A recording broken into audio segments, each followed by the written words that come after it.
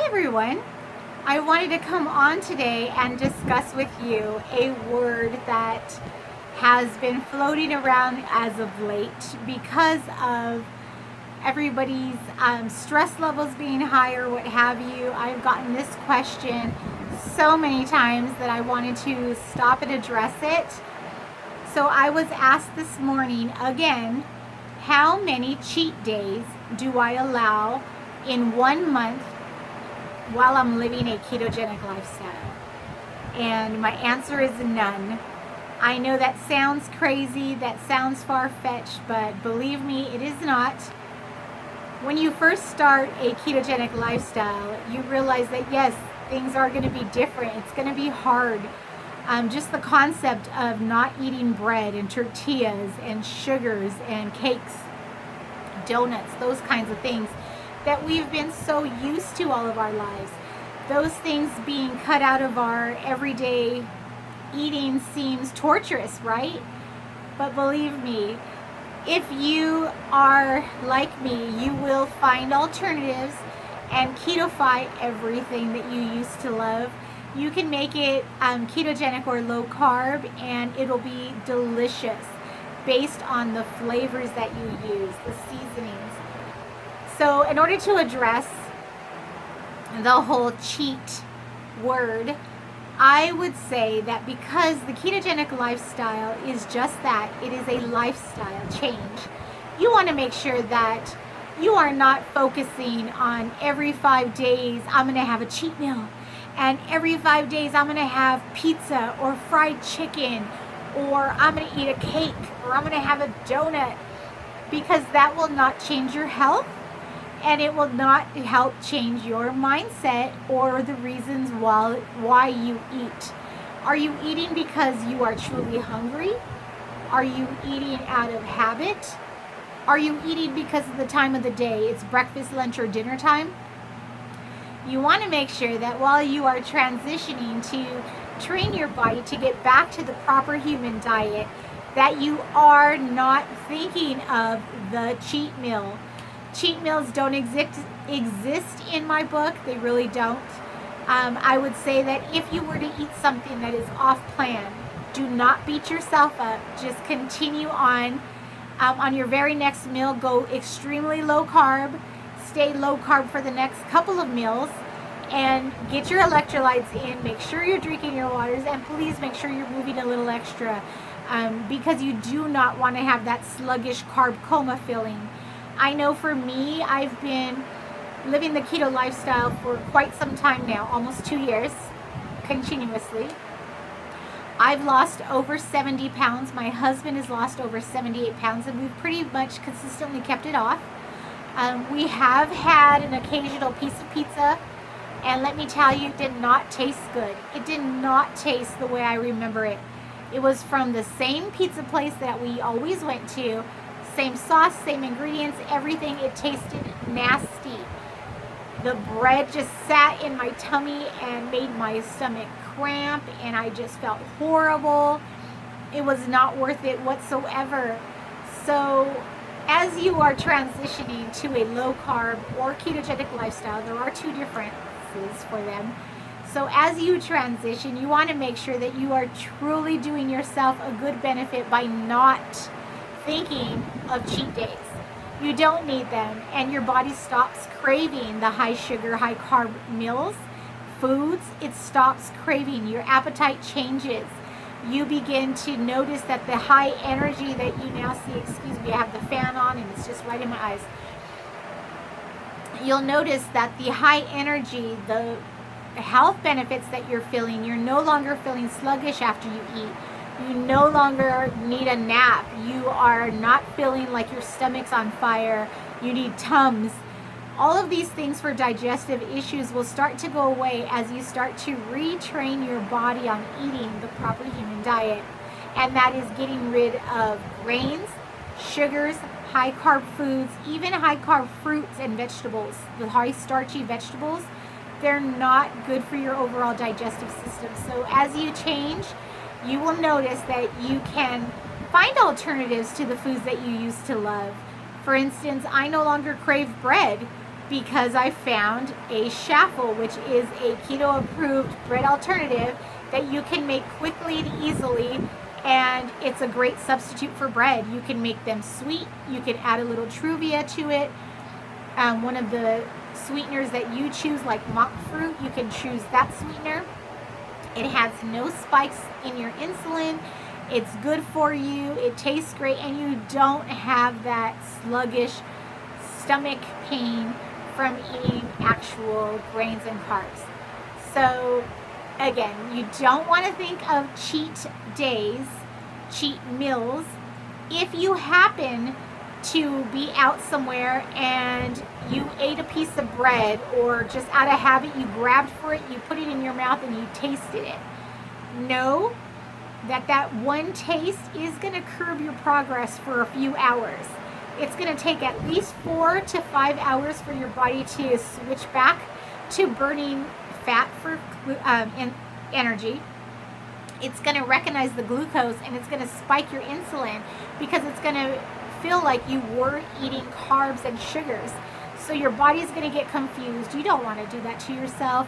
You've been doing so well. Stay on track. If you have to have something sweet, find a low carb alternative like a Truvia snack. They have Halo ice cream. There's a lot of alternatives that you can do at this time, which is way better than grabbing for a pint of cookies and cream ice cream. So I encourage you not to do it. Don't even think about it. It's not worth it. Truly, believe me, it isn't. But if you happen to, for instance, be somewhere and they're having a pizza party and you decide, I'm going to eat a piece of pizza because I've been doing well and I'm going to eat it and it's going to be fine. Have one slice. Don't have 2, 3, 4, the amount of servings that you used to eat. Have one slice. Have some salad to fill yourself up and drink your waters, electrolytes. Get that all in. Have a Coke Zero if you have to, but don't have regular sugar sodas. Those are just empty calories and empty sugars. So, again, I'm not encouraging you to go off the deep end. I am saying, though, if you are to go out somewhere, have one piece of pizza as opposed to the number of slices you used to eat. If you are at a birthday party and you absolutely feel bad for not having that piece of cake, have a cupcake instead. Have something small, or just say you're not hungry. But don't do the high sugars to yourself. Believe me, you will start to notice that your body reacts differently to them. So if you haven't, please believe me, I'm not going to get on you. I mean, that's on you. You're an adult. You made your decisions. But just be aware that your body may react differently than it used to. So just keep that in mind. Also, make sure that as you are transitioning into your new lifestyle, that you truly do make it a lifestyle. Every meal is low carb, high fat, moderate protein. If you're low carb, make sure that your carbs are as low as possible. And try not to have, at least for the first 30 days, any alternatives that might be labeled low carb or keto, because low carb and keto products that contain wheat flour or a wheat product or any type of grain are not truly low carb or keto. So you just want to be concerned about that. Read your ingredients. Make sure that you're always paying attention to those. Marketing and companies are very tricky, so be sure not to be fooled. But again, there is no cheat in Ketogenic Lifestyle. It is a lifestyle. If you eat off plan, jump right back on, give yourself a break, and keep going. You can do it. You'll notice that the benefits outnumber the amount of cravings that you may have. The benefits are so much better than just weight loss. Your body starts to feel better. Your energy levels just skyrocket. Your brain fog clears finally. For me, I started to be able to, my vision changed. I was able to see clearer. I was able to, walk a little farther. I have so much energy now. If I go to a store, I will park farther so that I can, get my steps in. I have my little tracker and I'll just get my steps in. You cannot out-exercise a bad diet. So don't have your cake and think you're going to run on the treadmill for an hour and it's going to be okay. Remember, it's the ingredients in the foods that you eat that stay with us. They digest and they get into our bloodstream. So if you eat that cake, yes, continue to move more, but don't think you're going to be able to jump on the treadmill and get rid of that cake in an hour. You want to make sure that the very next meal that you have is extremely low carb. In fact, do 2 meals extremely low carb and make sure that you're having your good fat. If you're low carb only and you're not ketogenic, then make sure that you're incredibly low on your carbs. Eat your protein and eat your vegetables.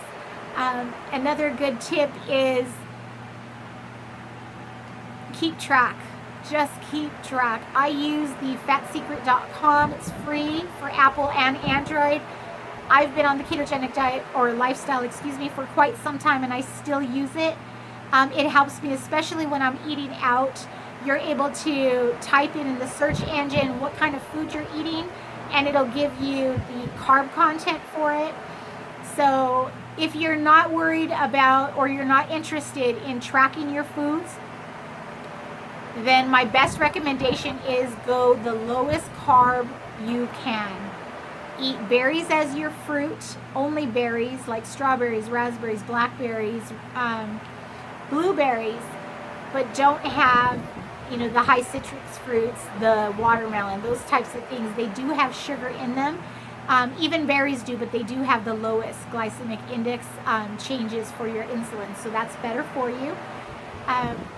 If you decide that you are going to have a low carb bread alternative, make sure that you have, 1 serving. You don't need to eat the whole loaf in 2 days.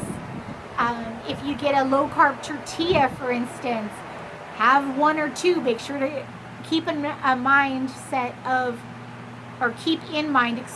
what that carb content was, so that you know what else you can have for your meals to balance, so that you're not over-carbing yourself and hence messing yourself up as far as progress.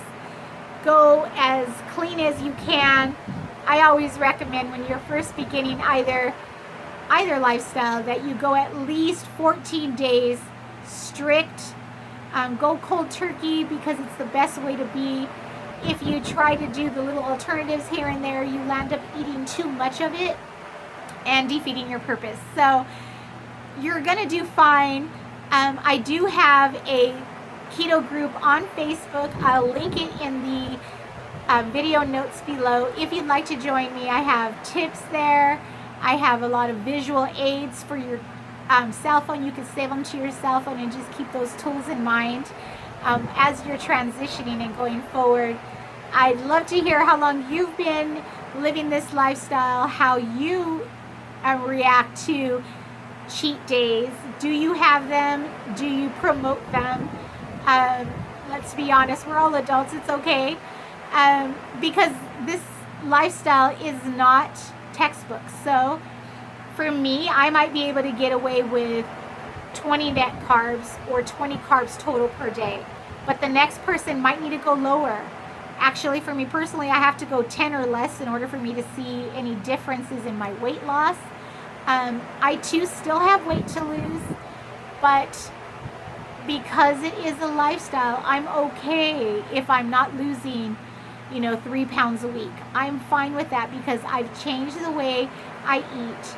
I feel better overall. My lifestyle has improved. I have more energy.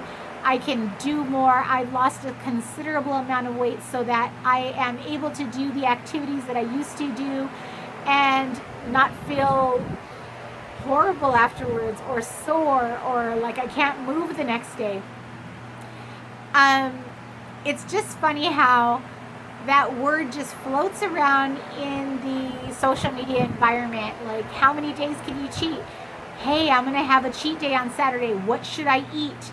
These things are so incredibly bad for your mindset. Please take that word out of your mindset. Take the, I'm going to have a messed up day, so I might as well eat the whole box of chips or the whole bag of chips, I'm going to have one cookie, so I might as well eat them all. No, you don't have to do that. There are alternatives for most of your favorites. If you can't find an alternative and you absolutely eat something that's not on plan, like I recommend, jump right back on your very next meal. Give yourself a break and keep moving forward. Talk to you all soon.